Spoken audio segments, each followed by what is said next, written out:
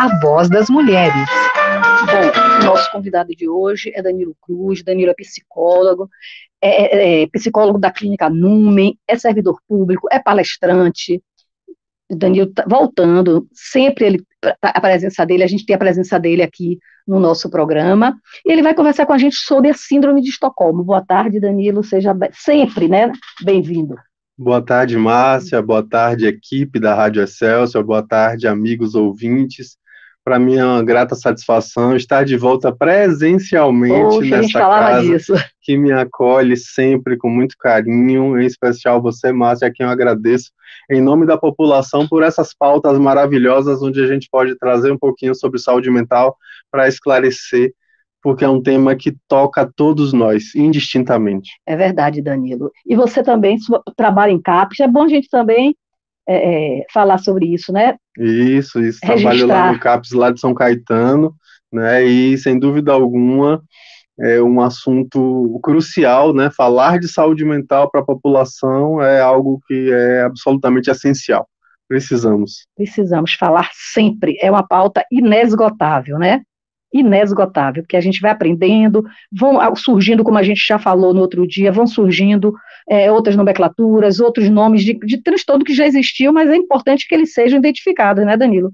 Com certeza, e frequentemente a gente vai vendo que à medida em que a gente percebe padrões, por vezes a gente começa a perceber a necessidade de nomear esses padrões, sim, de perceber que ali existem comportamentos humanos, por vezes distoantes, que merecem, sim, também o nosso olhar. Isso, perfeito. Danilo, eu queria que você explicasse para nossos ouvintes o que é a Síndrome de Estocolmo, como ela surgiu, né, como se faz o diagnóstico. Tem o diagnóstico Clarke-Olofsson, é isso? Isso, um dos que participaram lá também do famoso crime que deu nome a essa síndrome. Sim. Então, deixa eu dar uma... Poxa, eu fiz várias perguntas, dei assim um passeio aí para explicar. Deixa eu dar uma contextualizada, né, de onde é que veio esse termo. Na verdade, é um termo que remete a um comportamento humano que a gente encontra nas mais diversas culturas. A gente vai perceber que é um padrão, como eu falei agora há pouco, e, portanto, é um arquétipo, como a gente usa o termo na psicologia, porque a gente vai ver esse padrão, por exemplo, lá na Grécia Antiga, nos mitos gregos, quando a gente vai ver a descrição do rapto de Core, que se torna depois a deusa do mundo avernal, que é Perséfone. Ela foi raptada por seu tio Hades, e aí, nessa circunstância, ela acaba casando com ele. E aí a gente vê que isso se repete nos contos de fada, como na história da Bela e da Fera. Isso. A gente vai ver no cinema esse tema ser repetido, a gente vai ver nas séries de TV, a gente vê recentemente o La Casa de Papel, com o tema se repetindo, ou seja, é um tema que se repete, que é justamente o quê? Pessoas que são submetidas a uma determinada intimidação, a uma violência psicológica ou até mesmo física, e com toda essa agressão, com todo esse abuso, em vez de nutrirem um afeto negativo por esses algozes, eles passam a nutrir simpatia, por vezes sentimento de amizade, e em alguns desses casos, inclusive, chegam a nutrir amor, chegam a se apaixonar, e existem casos nos quais isso termina em casamento. Então, por isso, a gente percebe que existe um padrão, e aí foi um psicólogo criminologista lá da Suécia, chamado Niels Bejerot, que vai trazer isso quando ele descrevia o comportamento a partir de um crime que aconteceu lá na época, que deu bastante ibope, foi no ano de 1973, uma praça de lá de Estocolmo chamada Norrmalmstorg, que tinha um banco, o Kreditbank, de lá da Suécia. E quando esse banco foi assaltado por um ladrão, né, que não tem como chamar de outra forma, Jan Erik Janne Olsson, que foi, na verdade, surpreendido pelo fato de que o crime dele não foi bem sucedido, ele acabou precisando fazer reféns, fez 3 funcionárias do banco reféns, descobriu posteriormente que tinha um homem dentro do banco se escondendo, ele fez dele o 4º refém, e aí ele fez exigências à polícia. Olha que história interessante, né? História de novela, né?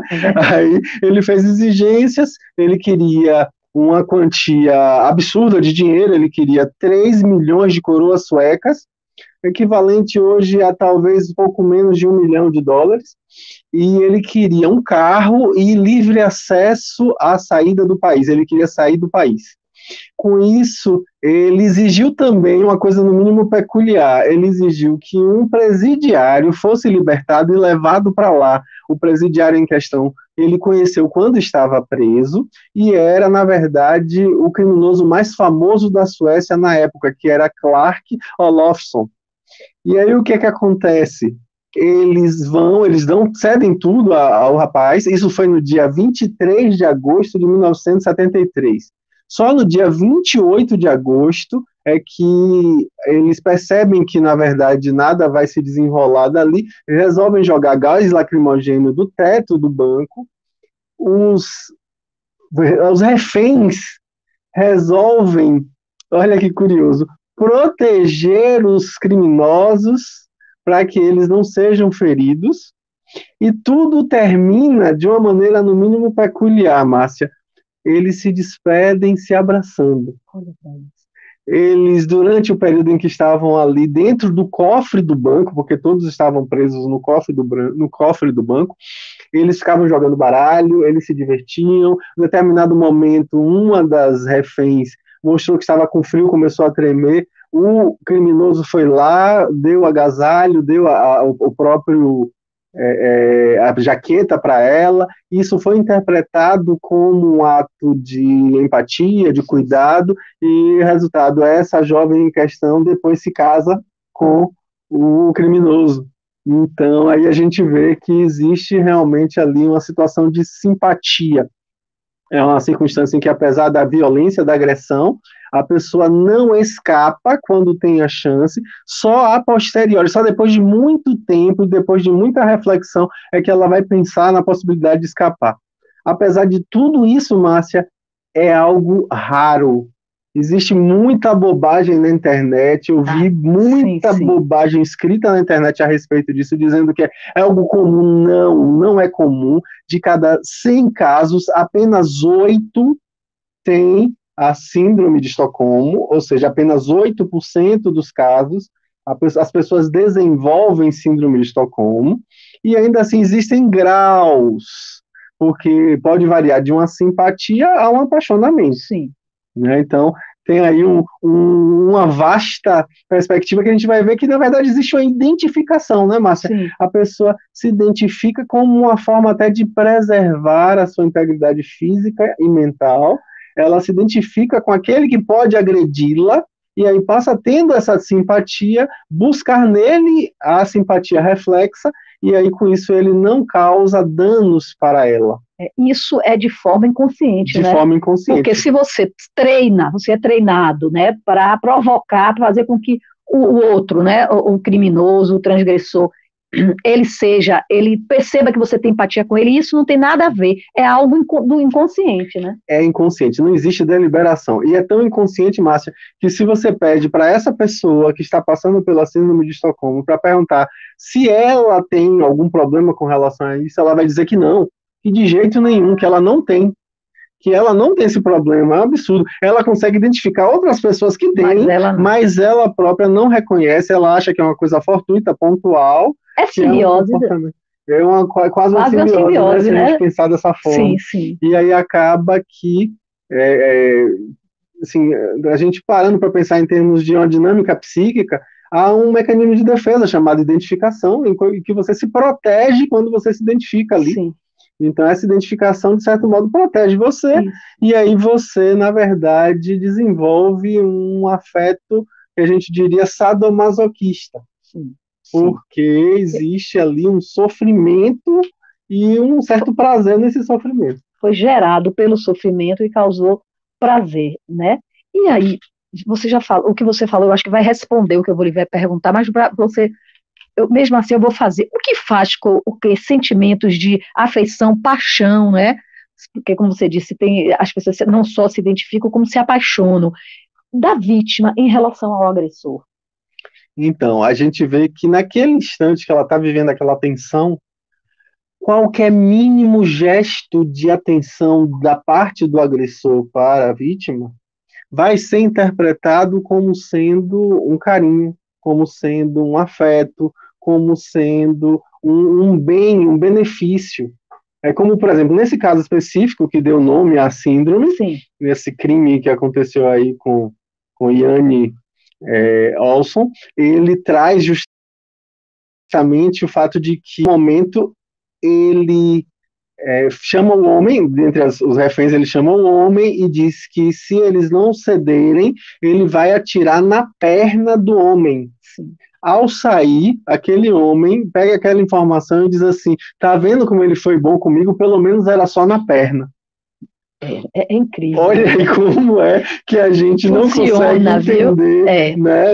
Se não estiver vivendo na pele, se não estiver ali realmente percebendo, a gente acha que é uma coisa completamente desprovida de lógica, mas na verdade tem a ver com afetos irracionais que, na verdade, ali estão a serviço da manutenção da vida. A pessoa está tentando sobreviver.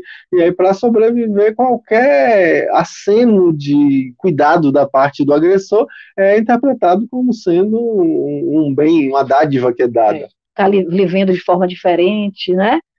É incrível, a mente humana, realmente, né, Danilo? Sim, e uma outra coisa, porque além da paixão, da afeição, você disse uma coisa que me chamou a atenção e que eu também era algo que eu queria questionar. Por que existe, assim, a lealdade e sentimento de gratidão também nessa relação com o algoz, com o agressor? A pessoa, na verdade, tem uma identificação tão forte que ela acaba trazendo essa perspectiva de lealdade. Ela, na verdade, se coloca na frente, como aconteceu com as vítimas, né? Eles se colocam como uma espécie de escudo humano para garantir a integridade física do assaltante. Então, isso a gente vê, isso acontece. A gente vê, inclusive, Márcia, a gente vê esse tipo de padrão em situações de agressão domiciliar, em agressão familiar, em que as mulheres que são vítimas desses agressores se identificam, amam eles, e aí quando alguém vai falar alguma coisa contra eles, ela se põe na frente e diz: não fale mal dele não, e aí protege como se fosse realmente a situação. Né? A gente vê que é realmente uma coisa intensa, as pessoas não percebem. Intensa demais, né? Sai um pouco da realidade que está vivendo ali, né? A tal ponto de você ser grato e proteger, como você disse, as vítimas protegendo o agressor. Distorce de tal forma. Mas nesse caso, existe assim, é diferente, nem todo agressor vai ter empatia, mesmo que ele seja até mais cuidadoso, vamos dizer, né? Entre aspas. Tem um traço de pessoas que fomentam isso, né, agressores que conseguem estabelecer essa relação. É esse traço da questão do sadomasoquismo, né? Ele cuida, mas coloca em risco. Ele cuida, mas ele ameaça. Ele cuida, mas ele usa a pessoa para obter ganhos. Mas então, dele para as pessoas, o que, as pessoas veem assim de diferente em cada agressor que promove esse tipo de relação? Existe um carisma, algo assim, diferenciado? Esse traço do sadomasoquismo aí que eu estou falando faz com que a pessoa tenha esse manejo de sedução. Isso. Né? Essa sedução de aquela, a gente fala muito aqui na Bahia do morde-a-sopra, né? A coisa do morde-a-sopra, de faz o dano, mas passa a mão pela cabeça, faz o dano, mas ajuda nisso aqui, não, ele me protege, não, ele me traz o pão de cada dia, não, mas ele cuida de mim, ele sabe prover o que eu preciso, e aí com isso a gente acaba vendo que existe ali, na verdade, um manejo para manutenção daquele domínio. Daquele domínio, né? É incrível. Se a gente... Tem outro caso que foi bem emblemático. E ela casou com a pessoa, o exemplo que você deu. Uma delas casou. E outro caso emblemático foi de Patty Hearst, ela era filha de um grande milionário norte-americano e foi sequestrada pelo Exército Simbionês de Libertação, que era um grupo de extrema esquerda que estava, na verdade, querendo fazer dela refém para conseguir ganhar o resgate para poder financiar suas ações terroristas. E aí o que aconteceu? Um mês depois que ela foi sequestrada, ela passou a aparecer nos vídeos dessa organização dizendo que tinha mudado de nome, que era uma nova pessoa e que agora ela compunha o quadro desse exército de libertação, e ela agora queria que as pessoas entendessem que, na verdade, não era mais a filha de um milionário, agora ela era uma pessoa que queria realmente libertar as pessoas, etc. Então, com isso, a gente percebe, né, que existe uma identificação de tal modo que mobiliza a própria personalidade da pessoa. Isso. E esse caso que você está contando aí, eu lembro até, quer dizer, você até abrir mão, pessoas que têm uma boa vida social, financeira, abrir mão de tudo isso para se colocar junto ao algoz, né? É muito profundo isso, né? Mas assim, não precisa nem ser tão grave assim. Tem casos mais leves, Márcia. Há quem diga, eu não sei, não cheguei a ler a respeito, não cheguei a estudar detidamente no caso, mas eu já ouvi falar, e de ouvir falar a gente tem que tomar muito cuidado, né? Tem que botar aspas bem grandes aí para poder não estar trazendo isso como a verdade, mas há quem diga que a filha de Silvio Santos, quando foi sequestrada, desenvolveu algum grau de simpatia a ponto de dizer, mas eles não foram nem tão cruéis assim, e aí com isso amenizando a circunstância que ela tinha vivido. Não foi uma coisa tão severa a ponto de mudar a personalidade, mas gerou a simpatia em um grau menor. Então, deixa eu dar uma olhadinha aqui, esse celular é só para abrir para a mensagem, e ele às vezes ele resolve limpar na hora, aliás, às vezes não, sempre ele faz uma limpeza. Olha que eu já olhei ele em casa, já vi que estava tudo direitinho, mas quando eu chego aqui, está ele limpando de novo, né? Vida própria, viu? Deixa eu ver se eu consigo abrir aqui. Ai, meu Deus. Sim, Danilo. Como a gente sabe, né, perceber, né, ou identificar quais sintomas, eu estou falando você como psicólogo, como você faz um diagnóstico assim, né? Porque não é fácil. É difícil quando você não tem a referência de terceiros. Geralmente os terceiros vão dizer, olha, essa pessoa tem um problema. Isso.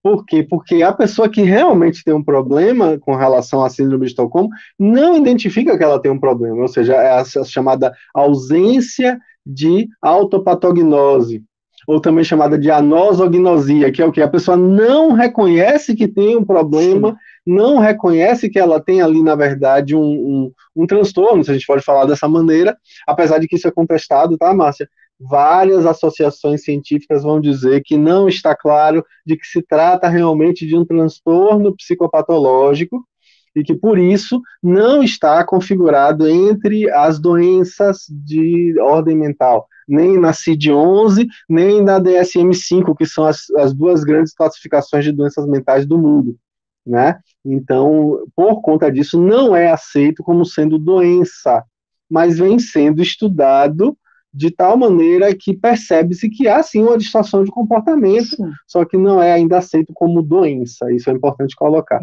E justamente por não ser aceito como doença, não prescrevem medicação para isso. Isso é importantíssimo colocar. Isso vai ser tratado, a gente vai falar isso mais na frente, né? Isso vai ser tratado com psicoterapia e não com remédio. Sim.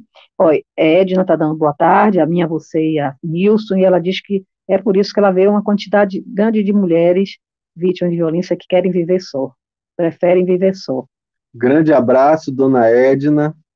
Eu gosto muito das participações dela, né? Sempre que a gente está por aqui, ela sempre dá o ar da graça. Um grande abraço para ela.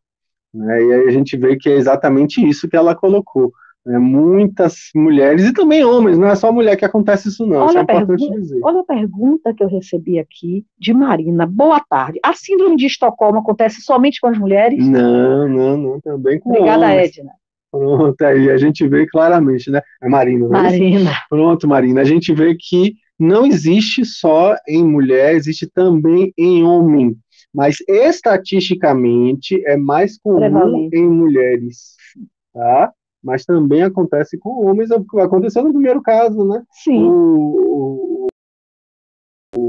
Um dos reféns se colocou ali com uma pessoa que se identificou com o marginal. Então, com isso, a gente vê que existe também homens, com homens, homens também. É não tem verdade, essa distinção, não. é verdade. E Rita também, de Pau da Lima, disse que está aqui ligado, dando boa tarde para Nilson, eu e você. Obrigada, Rita. O pessoal está ligadinho. Mas é isso mesmo. Eu sempre trago essas questões, né, para a gente saber de sexo, porque às vezes acham que é só a mulher, né?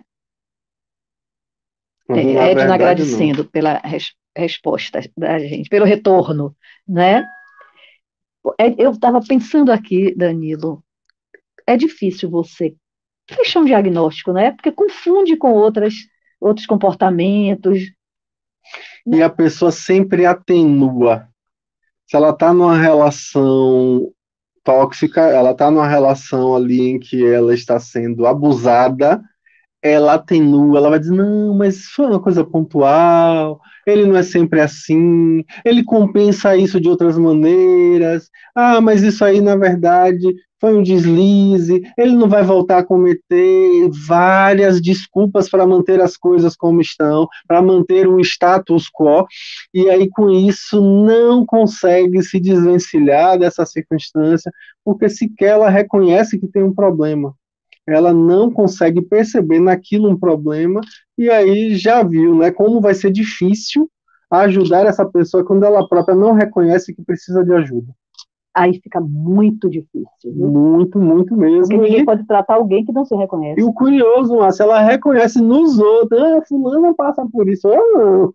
E aí, com isso, não percebe que está ali, na verdade, reproduzindo uma circunstância. E a gente vê isso em casa também, tá? A gente fala aqui da situação da esposa que sofre com o marido, mas a gente vê também a mãe fazendo os filhos sofrerem. A gente teve a oportunidade de falar há alguns meses sobre a mãe narcisista. A mãe narcisista Devastadora. faz isso, né? Então a gente vê que existe ali um padrão que se repete, o pai também que vai causar isso nos filhos, isso também acontece. É preciso que a gente leve em conta que nós todos estamos ali diante de situações de risco quando se fala em termos de síndrome de Estocolmo, e volta e meia precisamos nos perguntar, será que na minha relação eu estou reproduzindo isso?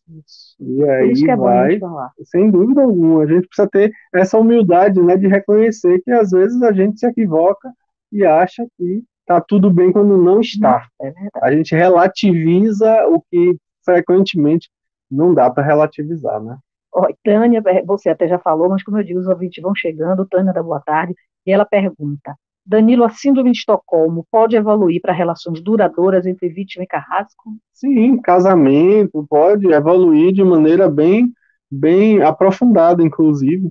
É muito comum que a pessoa que está ali na situação de refém, de vítima, acabe tendo a crença firme, fortalecida, de que não, ele vai mudar, ela vai mudar. E aí nessa história, prolonga, empurra com a barriga e leva essa circunstância para o resto da vida. Acontece isso, sim. Como eu vejo isso no consultório de relacionamentos duradouros, e quando você vai olhar, perguntar ali, a pessoa está, na verdade, numa redoma.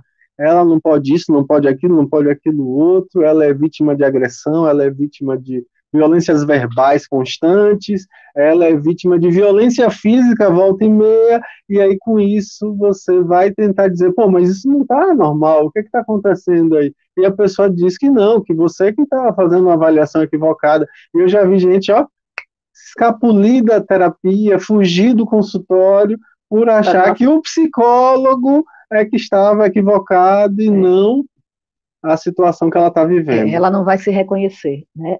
Ela não consegue se reconhecer, porque é muita dor, então prefere ignorar, como se não existia aquilo, aquele comportamento dela fosse normal, né? Tem que ser um bom profissional para poder conseguir não levar esse drible aí, né? Na verdade, fazer o contrário, ajudar a pessoa a tomar essa consciência. É isso, e como você falou, que eu achei muito importante você pontuar isso, não é só na relação de casal, né? qualquer relação pode acontecer, né? Não só em episódios como a gente contou hoje, né? Na história da síndrome, como surgiu a síndrome de Estocolmo, mas nas relações você pode não se perceber e está sendo manipulada e você, né? Em situação de amizade, eu já vi isso Também. acontecer, isso também pode acontecer. Então, às vezes, a pessoa sente que se ela romper com aquela circunstância ali, ela vai ficar só pro resto da vida, ninguém merece. Aí acontece às vezes ao contrário também, Márcia, é importante de colocar Pronto, isso, ó, que bom. já ia comendo essa mosca. Não é incomum que aconteça também a chamada síndrome de Oslo, que é outra síndrome interessante, Tá, bem mais vamos rara. falar. Não, mas é muito rara, Márcia, eu não sei se vale a Então pena. fale sobre O que é somente. a síndrome de Oslo? A síndrome de Oslo é a capital da Noruega, ali pertinho da Suécia, né? Mas foi lá que ficou claro que foi, na verdade, nomeado justamente o fato de que às vezes acontece da vítima achar que, na verdade, a culpa é dela. Transfere a culpa para ela. Não, Você mas não. ele fez isso Leva para comigo ela. porque eu mereço. E aí traz a culpa para si. Essa é a síndrome de Oslo. Mas não é incomum, não, viu, Danilo? Mas é menos comum do que a de Estocolmo, É pelo menos isso. isso, né? A gente vê tanta gente se culpando Pela sem ter agulha do nenhuma outro. responsabilidade, pelo Uhum, erro do outro, né? Digamos sim, assim, sim. de uma forma mais fácil. Mas é incrível, né? Como ser humano, né? E assim, voltando para a violência, né? Voltando, não, falando da violência doméstica, né? A gente sempre ouve, não é, a gente ouve as pessoas julgando, né? Dessa forma a mulher que está naquela situação, que é uma situação muito difícil, né? Situação o contexto de violência doméstica, e às vezes foge à compreensão e as pessoas aí ficam julgando, mas a gente sabe que não é amor e mulher nenhuma gosta de apanhar. Que isso fique claro, né? Porque julgar também é muito fácil, né? E assim, uma vítima é uma mulher que passa por diversos tipos, como você citou, de abusos, de violência sexual, patrimonial, psicológica, enfim, ela pode entrar nessa relação, ou Sim. seja, ela resolve não registrar um boletim de ocorrência, né? Às vezes ela retira uma queixa também que fez, Às não vai vezes aos órgãos de proteção da ela mulher. desqualifica uma testemunha, ela vai dizer que aquela pessoa não tem nem dignidade para falar alguma coisa, e com isso ela acaba retroalimentando a circunstância e protegendo o agressor. Fica presa naquela relação tão nociva. Frequente isso, né? A gente vê isso com certa frequência. Isso acontece, Danilo, por causa do medo mesmo de represália e da vingança do outro. Isso é uma explicação possível. As pessoas às vezes dizem que a pessoa ali, na verdade, está tentando resguardar sua integridade física, né, resguardar sua integridade moral, sua integridade mental, e aí com isso ela protege com medo da represália, com medo de. Mas isso se dá de maneira inconsciente, não é uma Sim, coisa sim, sim, que a deliberada. gente Não é uma coisa que deixe a pessoa claro isso. faz, não, eu vou fazer isso para poder não ser vítima de represália. Não, a pessoa não faz isso com esse tipo de reflexão deliberada. Acontece de maneira automática, ela não percebe o que ela está fazendo. Mas aí é que está.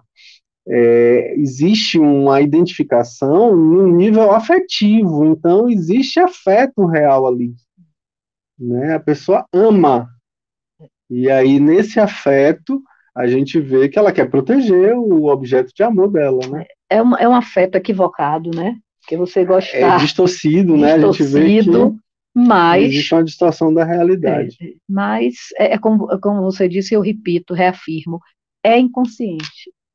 A pessoa não percebe. Então, Às vezes, eu já vi isso acontecer no consultório, Márcia, a pessoa, na verdade, está repetindo inconscientemente um padrão relacional que ela tinha na família de origem, perfeito. né? Ela via o pai sendo agressivo com a mãe, e aí, no caso, ela repetiu isso, fazendo uma relação parecida com isso, de Ela, maneira inconsciente. ela pode Então, até ter ter testemunhado uma Sim, situação em que a mãe sim, defendia sim. o pai, Sim. né? Que até eu já vi, já soube de vizinhos que já aconteceu comigo. Relativizar, né, o comportamento do Já pai. aconteceu Não é comigo no assim sentido também.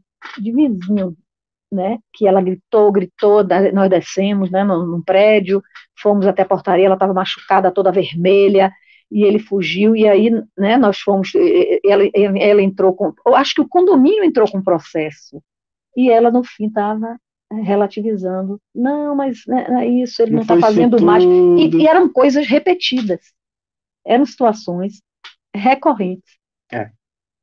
Isso é bem comum.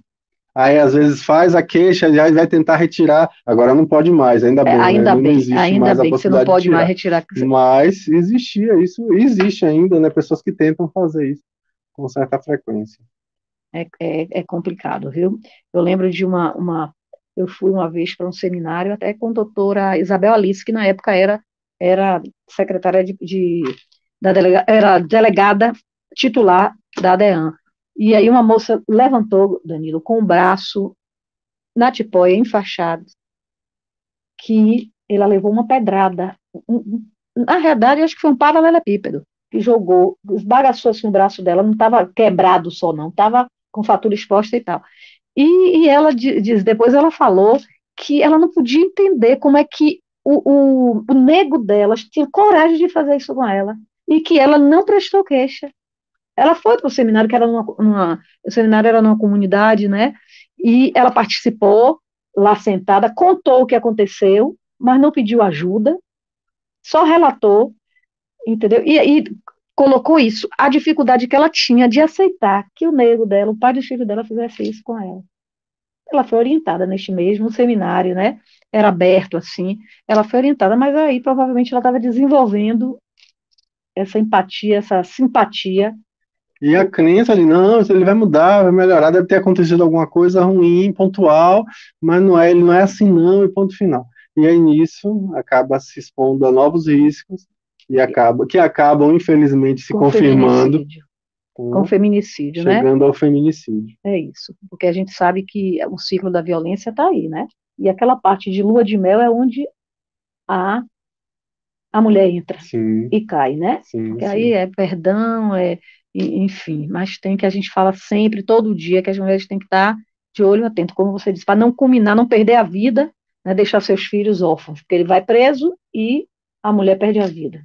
Né? E órfãos de tudo, né? Órfãos de pai e mãe, às vezes até nem tem avós, e às vezes são traumas que dificilmente. Ou às vezes ele faz isso e não vai preso, na verdade ele se mata, né? Isso também pode acontecer. Também. Como é na síndrome de Amok. Que a gente fala daqui a pouco. Mas só um pouquinho, pode ser, Danilo? Sim. Só um pouquinho, porque a gente, como você disse, é algo que não rende muito uma pauta, mas que para que as pessoas consigam entender um pouquinho. Eu vou pedir a Nilson. Nilson, vamos intervalo comercial, notícia, daqui a pouco a gente volta falando mais sobre isso. Estamos falando sobre a síndrome de Estocolmo. Então, se você quiser fazer alguma pergunta, tirar alguma dúvida com o Danilo, o telefone fixo é o 33287666 e o telefone e o WhatsApp do programa 99386 deixa eu abrir rapidinho no meu. Pergunta, daqui a pouco ele chega por aqui, senão deixa eu ver. Agora, meu filho, abra seus. Rosa, você já respondeu, vai responder, Danilo. Boa tarde, Rosa. Ela diz, Danilo, é uma patologia, é considerado um transtorno mental? Sim, existe, na verdade, um padrão torcido de comportamento que as grandes associações que vão tentar categorizar os transtornos mentais não aceitam isso como sendo uma patologia, não aceitam uma doença como sendo um transtorno mental oficial.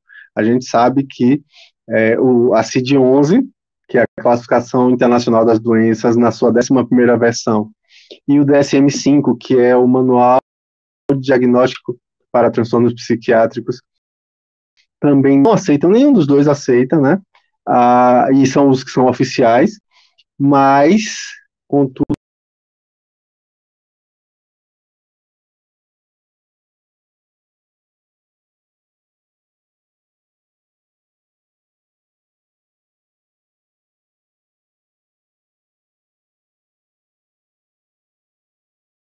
porque é ali um padrão arquetípico que está dissocido. Precisa realmente de um auxílio para uma tomada de consciência, para uma percepção do que ali está acontecendo. Então, a questão aí está, né? Oficialmente não é um transtorno mental, mas oficiosamente é. Não deixa de ser, não é, Danilo? Obrigada, Rosa, pela sua participação também. E pode perguntando, mesmo que a gente já tenha abordado, a gente volta, né, Danilo? Danilo tem a maior boa vontade de explicar, né? Assim, esses impactos, esses impactos, né, da síndrome, dessa relação, desse contexto, pode trazer impacto, trazer consequências de saúde mental para a vida inteira? Pode haver, inclusive, uma transformação da personalidade. Aí é uma coisa que é interessante, né? Alguns autores vão dizer que ali, na verdade, é uma reação ao estresse, uma situação de reação ao estresse. Isso está lá no CID, isso está lá no CID, isso está lá no DSM, né? Uma situação ao estresse agudo, uma reação ao estresse agudo, pode gerar um transtorno de estresse pós-traumático, que é uma coisa mais elaborada, e pode gerar uma mudança de personalidade em decorrência desse estresse, que é uma coisa ainda mais elaborada, ainda mais demorada, ainda mais, como é que eu diria, crônica, né? Porque vai para o resto da vida. Então, há uma transformação da personalidade, como é o caso que aconteceu com a Patty Hearst, que eu falei agora há pouco, né? Que ela quis, inclusive, mudar de nome. Então, imagine aí como isso não impactou na vida dela, né? É verdade, é incrível. Ou pode também desenvolver a síndrome de Diógenes, né? Sim. Colocar ali, no caso, ela como sendo a verdadeira culpada disso tudo está acontecendo com ela própria. Isso é devastador, né, Danilo? Eu acho que, poxa, tem horas que eu fico pensando, poxa, todo mundo não podia se reconhecer, né? Porque quando à medida que você se conhece, se reconhece, falarem de você, rotularem, né, nas relações, você sabe identificar, né? Mas é como fazer como é que se diz? Fazer uma análise daquilo, né? O que é que você está vivendo, bom, essa não sou eu, você entendeu? Mas isso é difícil, porque tais emoções, autoestima baixa também pode, também, Danilo? Pode influenciar. Quando a pessoa tem autoestima baixa, ela é mais influenciável numa circunstância de estresse agudo. Há até gente que tenta usar o termo da síndrome de Estocolmo para justificar a simpatia que algumas pessoas têm de ditadores, de pessoas que estão, na verdade, usando mal do poder político, e aí elas têm essa simpatia pelos seus algozes, né, na verdade. Então, aí a gente entende algumas circunstâncias, né, que acontecem que realmente, né, levam a esse tipo de identificação como uma forma até de se sentir protegida diante da situação de risco. Isso. Edna Silva está dizendo boa tarde para todos vocês pelo programa maravilhoso. Obrigada, Edna. A gente faz esse programa para os ouvintes, né? Então a gente fica feliz com essa devolução. Danilo, vamos falar de tratamentos.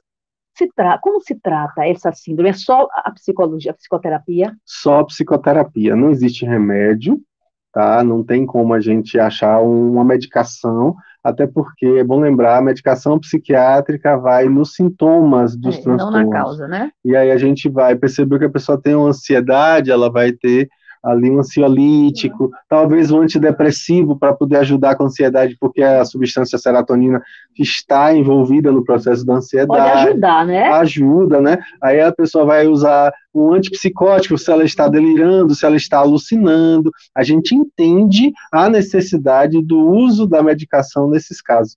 Mas no caso específico da síndrome de Estocolmo, não tem algo ali que você vai dizer, não, eu vou dar remédio para atacar esse sintoma específico, porque, na verdade, a pessoa está com a distorção, né? Seria, no mínimo, uma irresponsabilidade prescrever uma medicação sem ter realmente ali a certeza do que você está fazendo, e aí, por conta disso, o caso é bem individualizado, pode ser que se utilize algum tipo de antipsicótico, mas aí cada caso é único, não dá para a gente dizer que vai servir para todos, e ainda existem muitas lacunas nos estudos a respeito de síndrome de Estocolmo, ainda tem muito que se estudar sobre isso para poder a gente pensar em termos de um tratamento medicamentoso que seja verdadeiramente efetivo.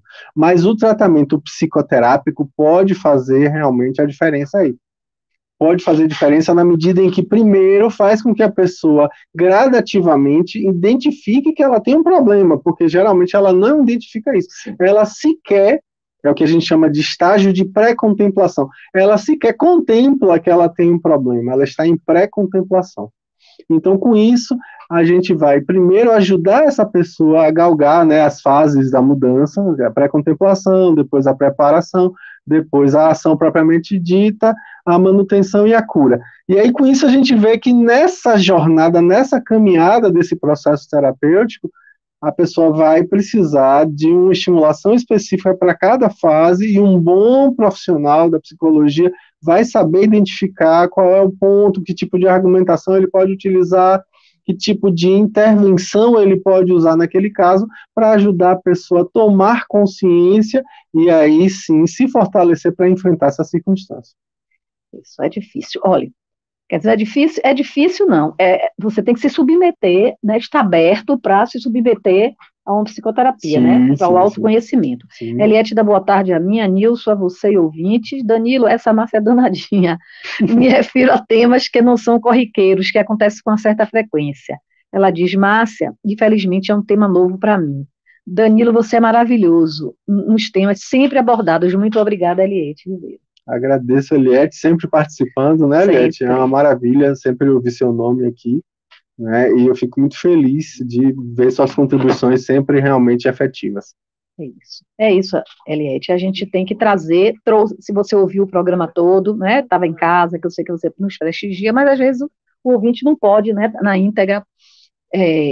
E falamos, né? Associamos a síndrome de Estocolmo com a violência, a mulher vítima de violência doméstica, né? Com a violência doméstica, e tem muita coisa a ver. Tem, sim, com certeza. Muita coisa a ver.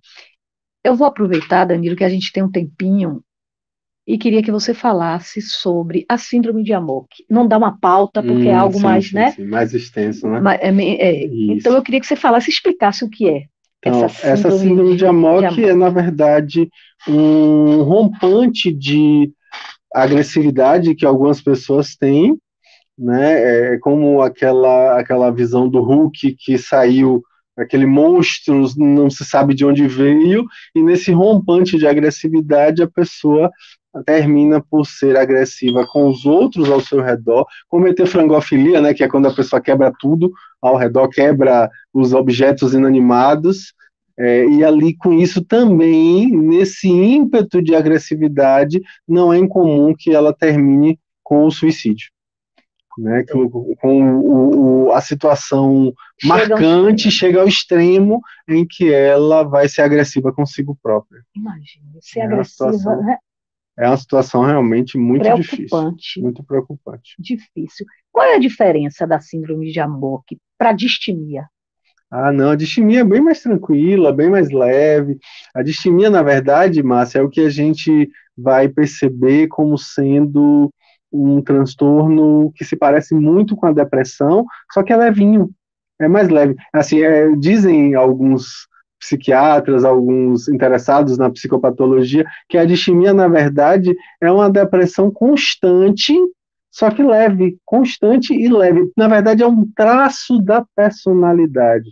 Há quem chega a dizer que a distimia, na verdade, é um transtorno de personalidade depressiva, que não existe isso não, isso é inventado, né? Sim. Mas eles colocam como se fosse dessa maneira.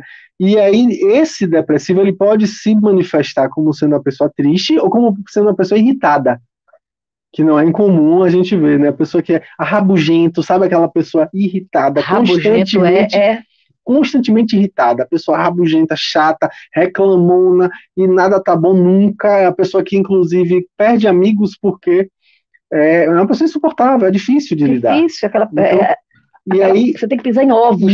Isso, para falar com a pessoa, é muito difícil. E aí com isso, essa pessoa ela é irritadiça, mas ela não tem os rompantes tão intensos como no caso da síndrome de Amok, realidade, que é realmente uma situação mais extrema, chega ao ponto de que a pessoa só descobre que ela tem isso já quando ela está presa, por exemplo. né? Então aí já é uma circunstância bem mais grave. Bem mais grave. E, assim, como se a distimia, você é nocivo, mais nocivo para a própria pessoa. E para as pessoas que convivem com ela, que Também, porque amam, né? cansam também, né? É difícil a gente tentar, não, bora sair, vamos fazer alguma coisa. A pessoa, vou não, fazer o quê? Chato como o quê? Vamos fazer isso, nada, aqui dá trabalho. Acha mil O cri-cri. motivos para poder não fazer aquilo, para poder não melhorar, para poder não resolver. Ele vai ter motivos para isso. A distimia é isso, né? E uma pauta boa falar de Vamos falar de distimia, né? distimia. É aquela pessoa cri-cri, Sim, sim, sim. Às tudo tem que vezes ser literal, e às vezes é a paciência zero, né? Aquela tolerância zero. mas é literal também, quer dizer, tudo tem que ser daquele jeito, uma pessoa que... Não necessariamente. Isso Sim. aí pode acontecer, pode, porque geralmente vem com esse traço de personalidade, mas não é uma coisa, não é a condição sine qua non, né? Existe aí, no caso, pessoas que são menos cri-cris nesse sentido, mas assim, mantém uma personalidade ou triste, como eu falei, que é muito comum, ou rabugenta, ou aquela coisa reclamona, lamuriosa, chata, sabe? E que fica ali o tempo inteiro, né? Se queixando de tudo. Isso aí é o mais comum, realmente. E o tratamento para distimia também tem medicamento, Tem né? medicamento, a pessoa vai usar um antidepressivo, em geral, isso funciona muito bem com a Que é distimia. leve, né? Como É você uma coisa disse. mais leve, tem várias classes de antidepressivo, das primeiras, as primeira geração, segunda geração, terceira, todas essas classes vão ter um efeito bom. Hoje em dia, eu não vou falar de nome de remédio aqui para Sim, poder o povo não, não querer não, se medicar, sim, mas sim. existem remédios bons com relação a E a isso. psicoterapia também ajuda e Fantástica, ajuda muito. muito, As porque a duas coisas pessoa em paralelo, né? vai ter a chance de perceber na relação terapêutica como a presença dela pode não estar sendo agradável nem para ela própria. A próxima pauta vai ser sobre distimia. Pronto, E eu maravilha. agradeço a você, Danilo, mais uma vez, Eu que né? agradeço, Até agradeço uma em nome da próxima. população pelo espaço da gente falar sobre saúde mental, temas tão importantes para a nossa vida, porque toca a todos. Sem saúde mental não há saúde. É verdade. E a gente também se vê agora, estamos, né, programa presencial, né? Que é muito mais, mas eu gosto mais. Quando as pessoas precisam fazer por telefone, não tem problema, a gente faz, mais presencial a gente troca mais, a impressão que eu tenho, e é isso. E quando você me vê no shopping, em algum lugar, pode gritar. Tá lá ele com a família dele, eu com a minha, ele não me deu um grito. Tá bom. Muito obrigada. Mandei mensagem no celular. Poxa, foi. Um abraço. Um abraço, até uma próxima. E eu agradeço a meus ouvintes pela audiência, pela paciência. Amanhã estarei de volta. Resmoura está ali, sentadinho. Vou chamar ele para entrar aqui para conversar com a gente. Sim, e amanhã nós vamos falar sobre o Dia Mundial dos Pais. Aí. Pronto. Fique tirando uma foto aqui com o Danilo. Fiquem com Deus. Amanhã estamos aqui de novo com Deus e Resmoura, viu que Resmoura já chegou. Fui, tchau. Essa sacola. A voz das mulheres.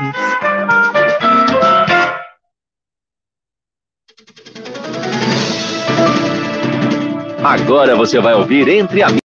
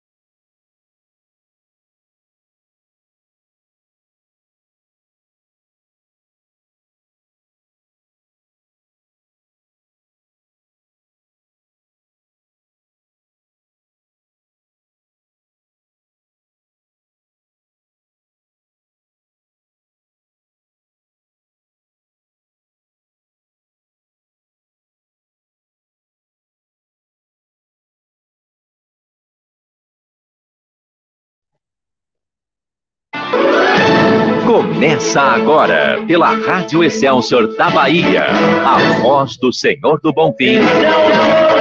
O programa Entre Amigos. O encontro da família do bem.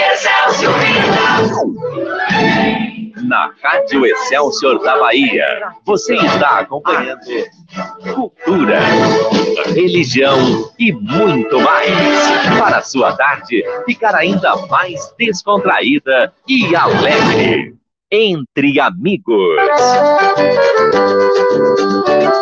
Olha o Reis Moura aí, família Excelsior. Entre Amigos está no ar, na voz do Senhor do Bonfim. Liga, liga, liga, liga já. Reis Moura quer te ouvir. Entre Amigos está no ar, na voz do Senhor do Bonfim. Liga, liga, liga, liga já. Nós queremos te ouvir. Essa é a tribuna do povo. Aqui você pode falar. Na Excelsior AM FM você pode sintonizar. A nossa rádio católica, Mãe Maria proteger. Tem a palavra e o texto que o recordar é viver. Tem a palavra e o texto que o recordar é viver. Entre Amigos está no ar, na voz do Senhor do Bonfim. Liga, liga, liga, liga já. Reis Moura quer te ouvir.